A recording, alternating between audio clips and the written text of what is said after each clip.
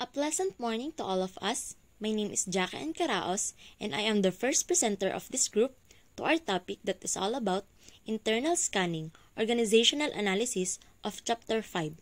So, let's start. A resource-based approach to organizational analysis. Scanning and analyzing the external environment for opportunities and threats is not enough to provide an organization a competitive advantage.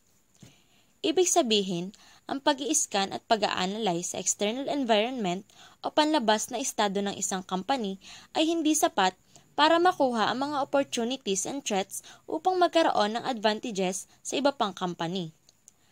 Ang mga analyst o yung mga taong gumagawa ng isang pagsusuri ay dapat ding siyasatin o tignan ang loob ng isang company para makita natin yung mga posibleng strategy na maaaring mai-apply sa isang company upang matukoy kung ito ay maaaring mag-take advantage sa ibang opportunities while avoiding threats.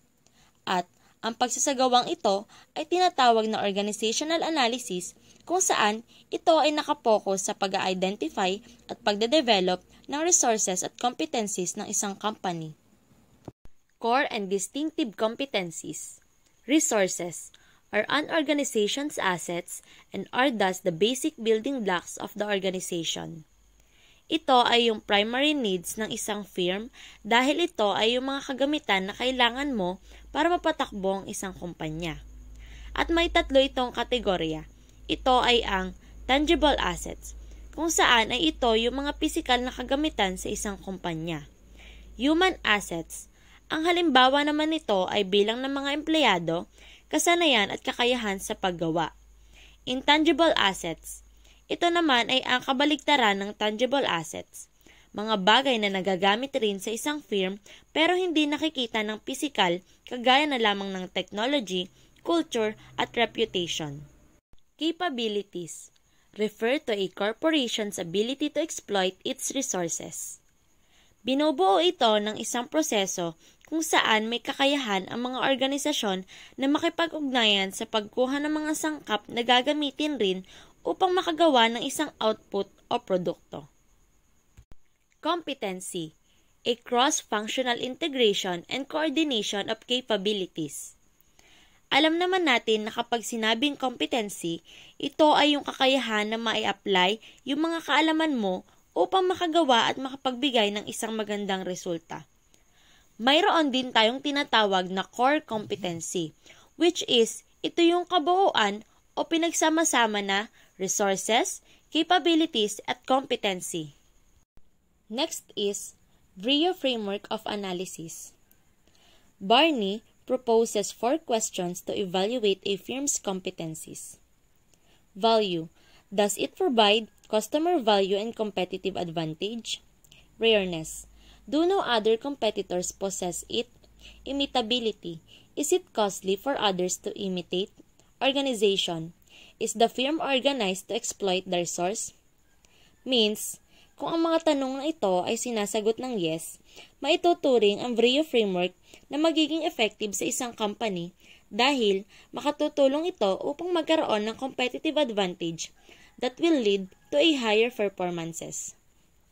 Mahalaga rin na malaman natin ang resources, capabilities, and competencies ng isang company upang masuri kung ito ba ay pasok sa internal strategic factors which is nagmo-modify ng strengths and weaknesses para mabilis na matukoy kung ito ba ay makatutulong sa panghinaharap ng isang company.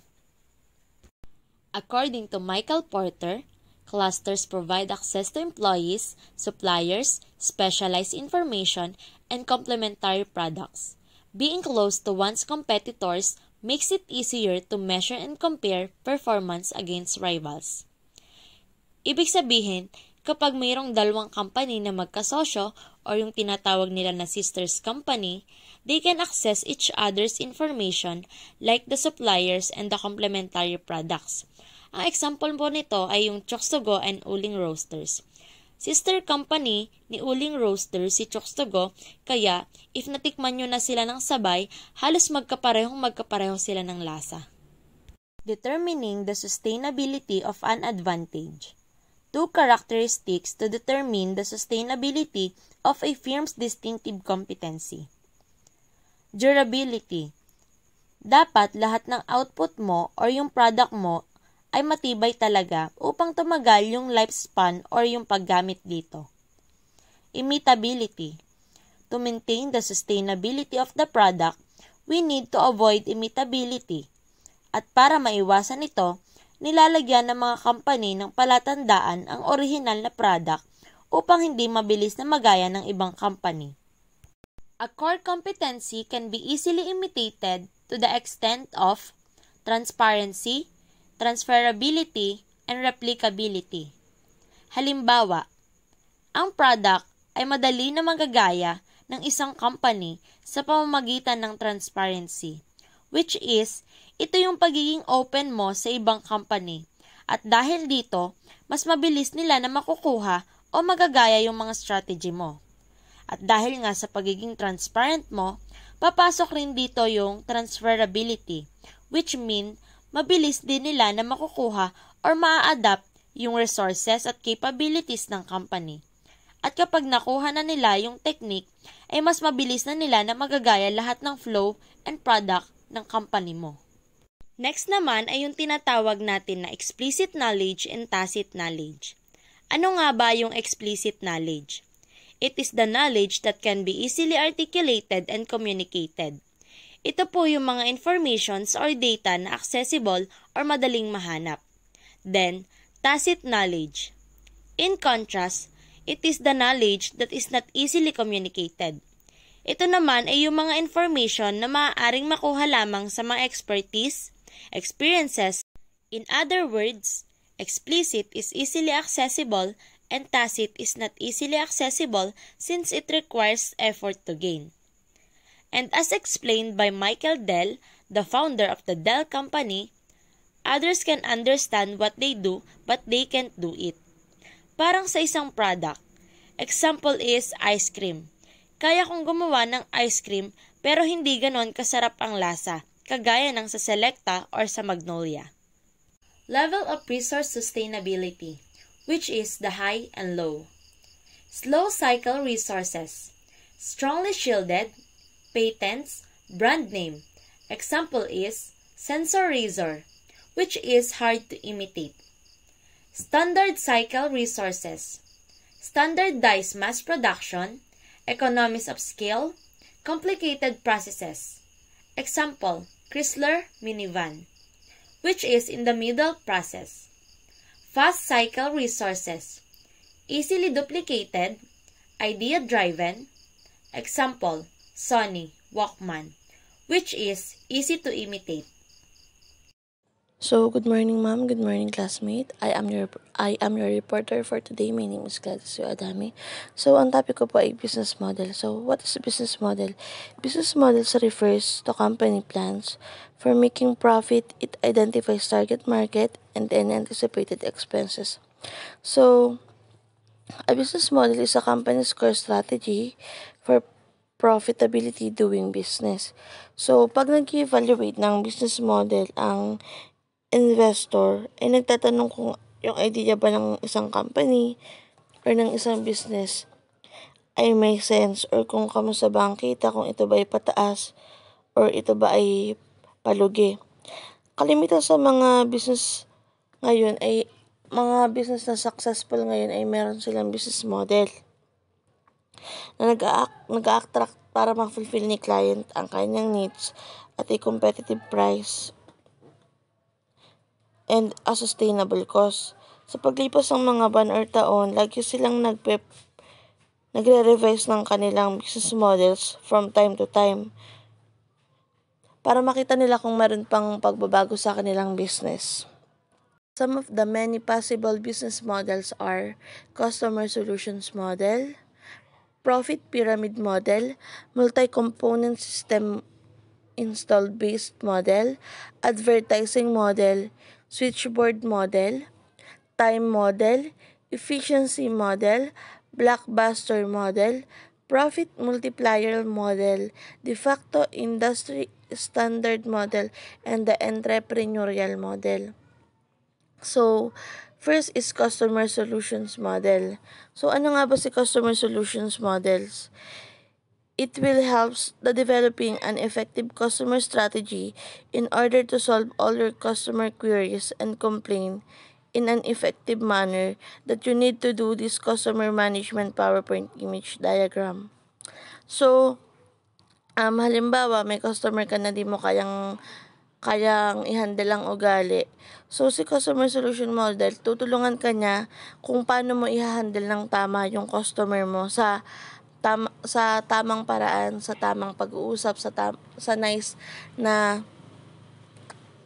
nice na pakikipag-usap. So, maglilid pa dito sa'yo sa business goodwill at sa competition market pag si customer solution model ang ginamit mo. So, next is si profit pyramid model. Attempts to capture multiple markets with a multiple brands.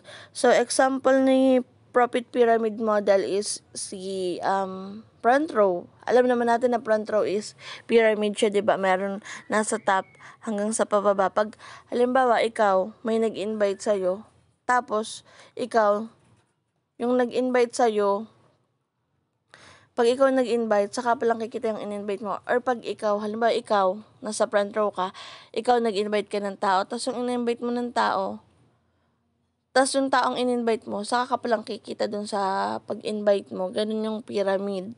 So, next is si multi-component system installed base model. Ang nag-invento ng model na to ay si Gillette na ginaya naman ni HP, na kung saan nag-o-offer siya ng base product at a same price a range of their cost of production. Ina-apply nila itong strategy na ito para makabenta sila ng complementary product which is necessary for the base product. Halimbawa, nagbenta si HP ng printer. Tapos, pag nagbenta siya ng printer, magbebenta din siya ng cartridge. Or kaya, pwede siyang magbenta ng printer na may kasama ng cartridge. Ang tawag din ay multi-component system installed base model. So, next is the advertising model. The goal is reaching a specific target audience. So, alam naman natin, pag sinabing advertising, ang pumapasok na agad sa isip natin is patalastas. So, yun, tama yan, which is, ang advertising model is commercial, na kung saan ang nag-attract sila ng audience or mga manonood. Kadalasan nakikita natin to sa TV, pero ngayon, syempre, mas gumagamit na tayo ng mga social media. Mas nakikita natin to sa YouTube or sa Facebook. So, next is switchboard model. Connect multiple seller to multiple buyer. This is a fundamental business model for websites and online shops. Ang switchboard model, ang example ko dito is si Shopee and Lazada. Yun. At kadalasan din itong ginagamit ni Amazon at eBay. So, time model. Used to forecast future events based on previous events that have been observed. So, si time model, mas nagpo-focus siya sa present niya at hindi niya na tinitingnan kung ano bang meron sa past. So, next is efficiency model. It has been tailored to the needs of an information. Is efficiency model. It has been tailored to the needs of an information. In this model, a company waits until a product becomes standardized. Next is blockbuster model. Is adopted by many big pharmaceutical companies where they spend large amount of money in research and development to find a blockbuster drug. Ang example ko dito is si vaccine. Alam naman talaga natin na nag-blockbuster talaga siya kasi need talaga siya natin ngayong panahon ngayon. So, yun yung example ko sa blockbuster model. Next is si profit multiplier model. Is a method used to compare a company's current share price to earning per share. Example, si company Disney. 'Di ba sa kanila galing si Toy Story? Syempre si Toy Story, alam naman natin na sumikat yun. Ganon. So, si Disney nag-isip siya pwede akong kumita pag nagbenta ako ng mga laruan, ng mga lunchbox or ng mga towels. Para mas madagdagan yung kita ko, bebenta ako ng ganon. So, ang tawag doon ay profit multiplier model. Katulad ng ginagawa ni McDo or ni Jollibee na bukod sa binebenta nila yung mga pagkain nila, nagbebenta din sila ng toys. Ganun. Tawag doon profit multiplier model. So next is the entrepreneurial model. Creation of a new business entity as a means of providing work for an individual. It also a one work option along a continuum of supportive employment individual with a disability. So, ang mas kalimitang gumagamit sa entrepreneurial model is yung mga individual or yung mga taong may disability. Kasi mas madali itong gamitin si entrepreneurial model. So, next is de facto industry standard model. Custom or convention that has achieved a dominant position. Example ni de facto industry standard model is si Microsoft. Alam ba si Microsoft, nag-package na siya na may Internet Explorer with free Windows software. Alam naman natin nakalimitan na pag bumibili tayo ng mga laptop, 'di ba? Wala pang mga Windows, kailangan pa natin pa-installan. So si Microsoft siya, package na siya, may Internet Explorer na, meron pang Windows software. This is si value chain. So ano nga ba si value chain? Or, sino nga ba ang nag-invento ng value chain? Si Michael Porter ang nag-develop ng strategic management na ito. Ang purpose ng value chains analysis is to increase production efficiency so that a company can deliver maximum value for the least possible cost. So, yung focus ni value chain is para examine yung corporation in the context of overall chain of value, which yung firm ay may small part lang. So, si Michael Porter ay may 5 primary activities or value chain. Si inbound logistic, which is si inbound logistic ties, andito si receiving, warehousing, and managing inventory. So, next is the operation, which is, nandito si procedure for converting raw material into a finished product. Next is the outbound. Distribute a final product to a consumer. Marketing and sales. Include strategies to enhance visibility and target appropriate customers such as advertising, promotion, and pricing. And last to the list is the service. Includes programs to maintain products and enhance the consumer experience like customer service, maintenance, refund, and exchange. So, sa value chain din ay may key takeaway o mahalagang tandaan. A value chain is a step-by-step business model for transforming a product or service from idea to reality. Sa value chain, ang ginagawa niya, step by step, hindi yung biglaan agad. May step by step or may proseso siya para yung product or yung service ay mapunta sa reality. Next is the value chain of most industries can be split into 2 segments, which is the upstream and the downstream. So, si upstreams refers to points in production that originate early on in the process. So, the object is going opposite the flow of the river. So, next is the downstream. So, means that the object is flowing along the river. And in this case, we have to add this speed. Si downstream kasi syempre, pababa. Kailangan mo mag-add ng speed. Si upstream naman, syempre, alam natin na pataas. So, going opposite naman yung flow niya sa river. So, corporate value chain analysis involves the following 3 steps. Number 1, examine each product's lines of value chain in terms of the various activities involved in producing the product or services. Example, ano bang activities yung nagko-consider ng strength o ng core competencies or ng kahinaan or core deficiencies. So, next is examine the linkages with each product's lines of value chain. Linkages are the connection between the way one value activity. For example, marketing. Marketing is performed and the cost performance of another activity. Ang example nito is si quality control and si marketing. So, Number 3, examine the potential synergies among the value chains of different product lines or business unit. So, next natin is strategic business units. Popularly known as SBU, is a full functional unit of business that has its own vision and direction. Example ko nito is si Proctor, si Gumball at si LG. Itong mga company to, merong different product category under one roof. Ibig sabihin magsi-sister company sila. Ganun. Example ko din is si Jollibee, si Chowking.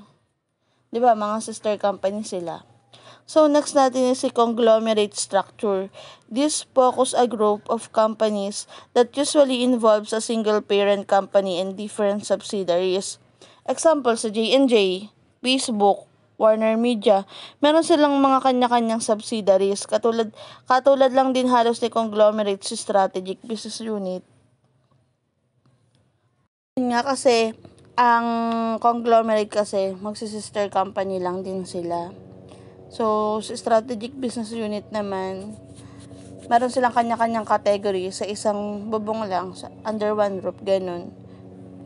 Ang po yung, ayun na nga po yung report ko today.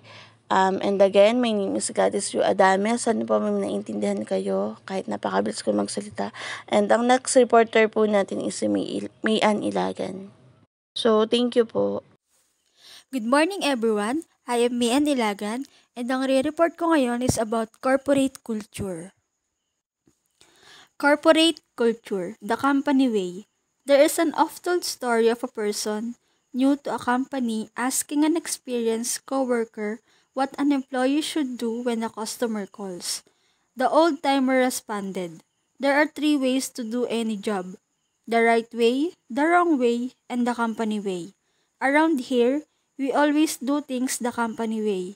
In most organizations, the company way is derived from the corporation's culture." Yung company way na tinatawag ay included siya sa informal work rules na kung saan ang isang employee ay sumusunod without questioning. And yung practices na yon is nagiging part siya ng isang company's unquestioned tradition. In generally, nagre-reflect ang corporate culture sa values ng founder and dun sa kung ano ba ang missions ng firm or ng isang company. Corporate culture is the collections of beliefs, expectations, and values learned and shared by a corporation's members and transmitted from one generation of employees to another. Cultural intensity, the degree to which members of a unit accept the norms, values, or other culture content associated with the unit. Cultural integration, the extent to which units throughout an organization share a common culture. Ang cultural intensity is about acceptance of various norms and values of the members in the organization, while yung cultural integrations naman is when individuals from one culture adopt practices from another culture without diminishing their own. Corporate culture fulfills several important functions in an organization. First, conveys a sense of identity for employees. Second, helps generate employee commitment to something greater than themselves. Third, adds to the stability of the organization as a social system. Fourth, serves as a frame of reference for employee to use and to make sense of organizational activities and to use as a guide for appropriate behavior. In general, ang functions ng corporate culture sa isang organization is sila yung nagiging influensya ng behavior ng tao or ng employee sa isang company or ng isang organization. Strategic marketing issue. The marketing manager is a company's primary link to the customer in the competition. The manager, therefore, must be especially concerned with the market positions and marketing mix of the firm, as well as with the overall reputations of the company. Ilan sa mga strategic marketing issue ng isang organization: increasing competition, fast-paced and changing nature of innovation, which reduce the span of the product life cycle. Yung mga marketing department sa isang organizations is humaharap din sila sa iba't ibang problem and dun sa relationship nila with other department. Market position and segmentation. Market position deals with the question Who are our customer? Ang market positions ay may kinalaman sa kung paano nakaka-impluensya ang perceptions ng isang consumer regarding sa brand or product. Ang objective ng market positions ay ma-establish ang image or identity ng isang brand or ng isang product. Marketing segmentation is a very significant aspect of the overall marketing strategy of a business. Basically, ang market segmentations ay ginagawa ng isang organization para mahati sa small groups ang isang market based sa kanilang common characteristic. In this table, pinapakita ang 4 na variables ng marketing mix. Una is ang product. Under ng product ay quality, features, option, style, brand name, packaging, sizes, services, warranties, and return. So sa product, the marketers must consider the life cycle of the product para maiwasan yung problems na pwedeng mangyari once na nasa kamay na ito ng consumer. Under naman ng place ay ang channels, coverage, location, inventory, and transport. So ang place ay any physical location na pwedeng gamitin ng customer to access or purchase a product. In promotion naman, the advertising, personal selling, sales promotion, and publicity. In promotion, ginagamit siya to inform target audience. It helped the marketers to create a distinctive place. So pag sinabing distinctive place is yung quality or characteristic ng isang person or bagay na maging kakaiba in customer's mind. In terms of price, kasama dito ang list price, discounts, allowances, payment periods, and credit items. The price is the cost to purchase a product. Lower price mas nagiging accessible sa customer, while higher price naman is hinahanap ng customer ang pagkakaroon ng high quality ng isang product. Brand and corporate reputation. A brand is a name given to a company's product which identifies that item in the mind of the consumer. Brand is a set of marketing and communication method that helps to distinguish a company from a competitor and create a lasting impression in the minds of the customer. Corporate brand is a type of brand in which the company's name serves as the brand. Ang pagkakaroon ng successful corporate branding ay nagre-represent sa company's mission, values, and objectives. Hello, good morning. My name is Rhea May Glorioso, and my topic is all about strategic financial issues. A strategic financial issues is a financial manager must ascertain the best sources of funds, uses of funds, and control of funds. Kapag sinabi nating strategical financial issues, ito yung mga strategy na maaaring magdulot ng mas malaki pang problema. Halimbawa, yung sa company, ang financial strategy nila ay mangutang to achieve their company goals. Kaya lang instead na makatulong ito, ay maaari siyang magresulta sa isang panibagong problema. Instead na makatulong yung inutang nilang pera, maaaring maging dahilan nito para hindi mag-invest ang management sa R&D. Kapag sinabi nating R&D, sila yung research and development. Financial leverage. It is the ratio of total debt to total assets. So kapag sinabi natin na financial leverage, ito yung perang hinira mo para makapag-purchase ka ng isang assets. Yung financial leverage is ginagamit yung debt to buy more asset. Parang ginagamit yung leverage to increase the amount of return on equity. Halimbawa, nangutang ka ng 2.5 million and may sarili ka pang pera na 2.5 million. So yung perang yon pinagsama mo para makapag-purchase ka ng isang asset. Let's say lupa.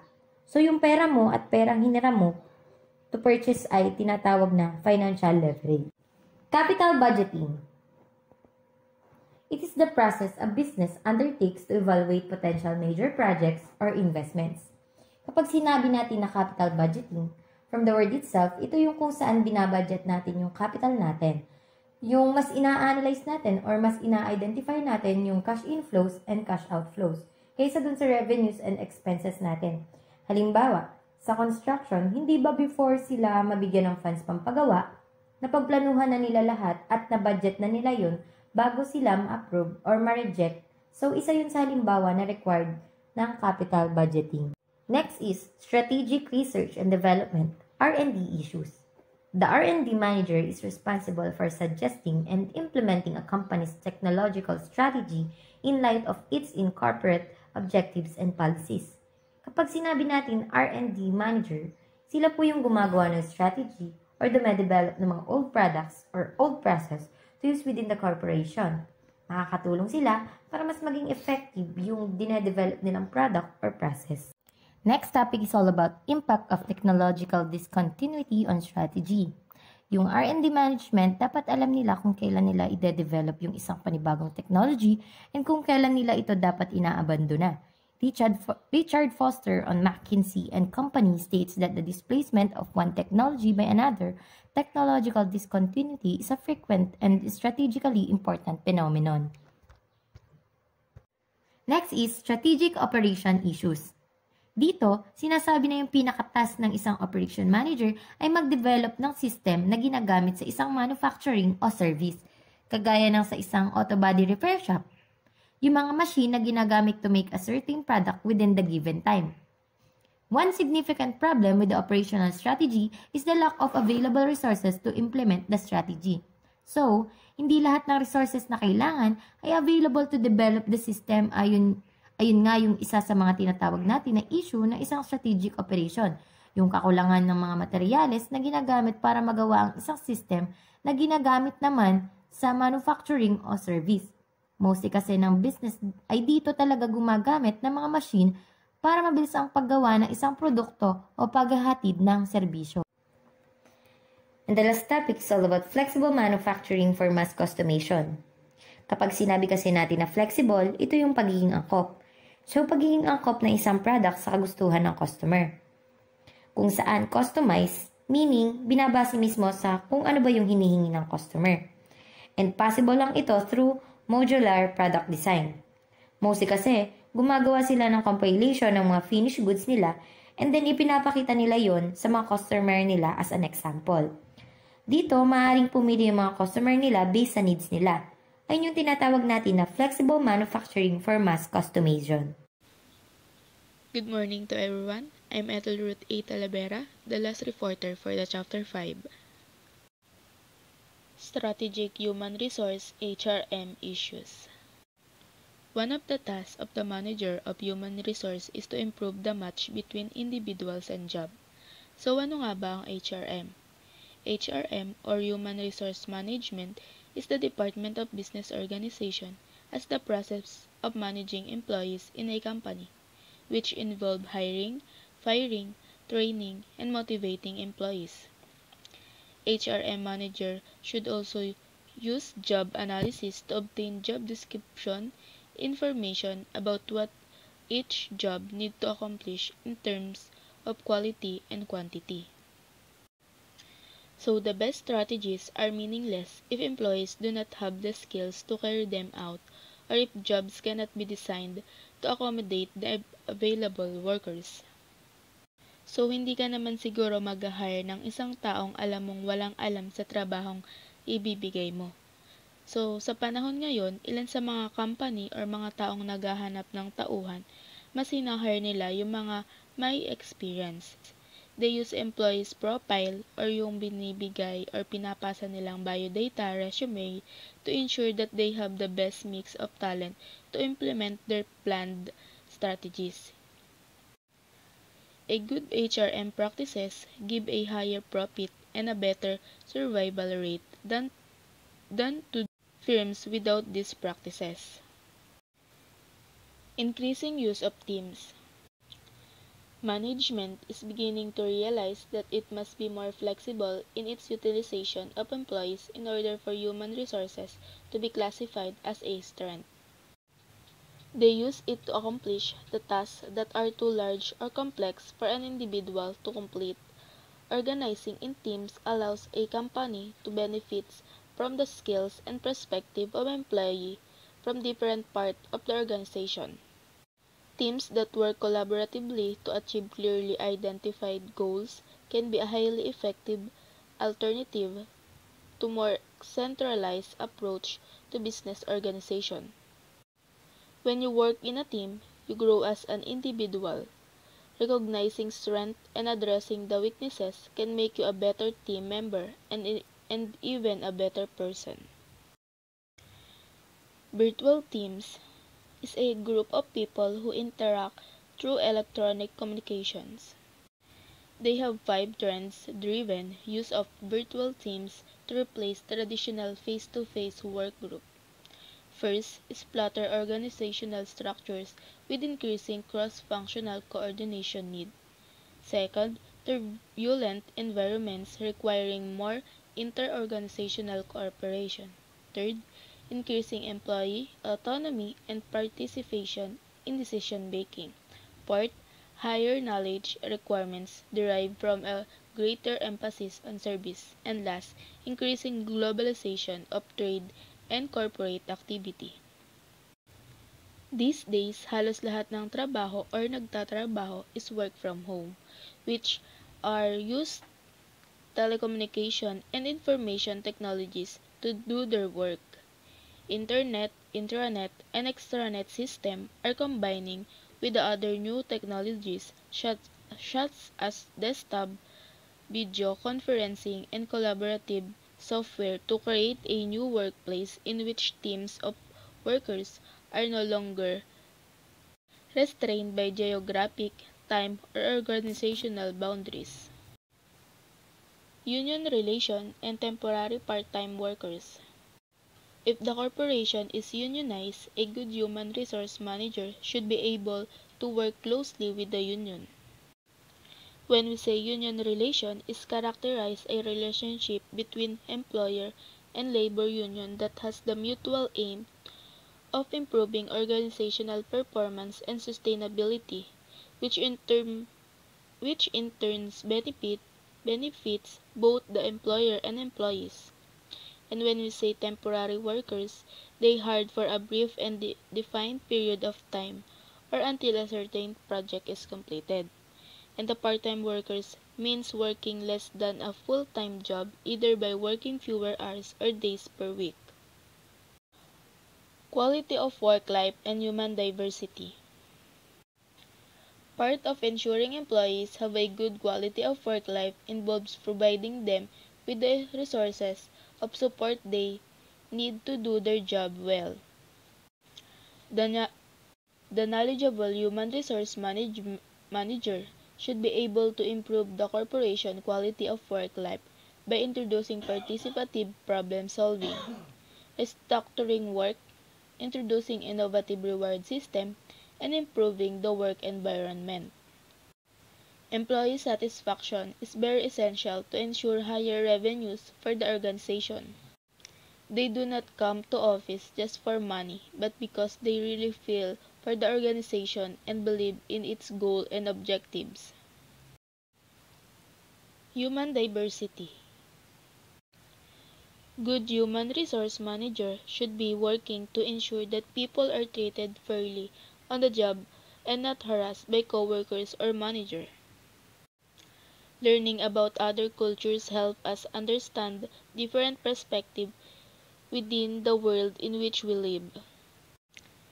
It helps dispel negative stereotypes and personal biases about different groups. The key is to learn to respect and honor the complications of other people's lives.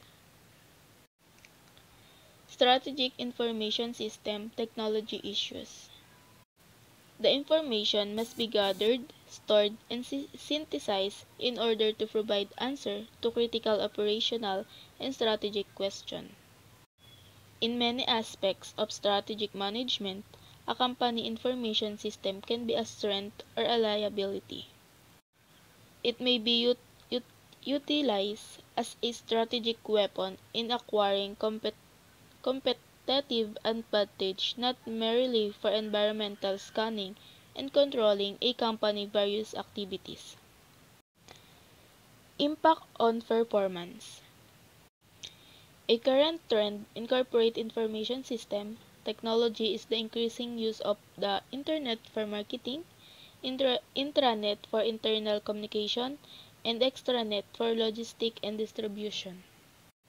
When we say Internet, it is a set of servers all over the world that are linked together and are able to be accessed publicly. For example, all the social media have a connection to the Internet. In fact, any website that you can access from the computer using Wi-Fi is a part of internet. Cloud storage is part of the internet. The key thing to remember is that the internet is public and open to anyone. And when we say intranet, by contrast, is more like a LAN or local area network. In other words, it's closed and private. Think of an intranet as a mini internet for a companies or private organizations. Anyone in a group can access the files and addresses on the intranet, yet the intranet is completely closed off from the rest of the public so that nobody can access the intranet from the internet. So when you make a small network that is completely disconnected from the internet, that is an intranet. The things to remember with the intranet is that they are private. Only authorized user can access the intranet. And last, the extranet. It is similar to an intranet, but the extranet can be accessed by authorized user through the internet. This is commonly used to share files and information between businesses, clients, vendors, etc. The key thing to remember with an extranet is that some user can access it, but not everybody. It is restricted to certain user. Remember, the internet is public, intranet is private, extranet is restricted. Supply chain management. The expansion of the marketing-oriented internet into intranet and extranet is making significant contribution to organizational performance through supply chain management. Supply chain management streamlines everything from product flow to unexpected natural disaster. With an effective SCM or supply chain management, organization can diagnose problems and disruption correctly.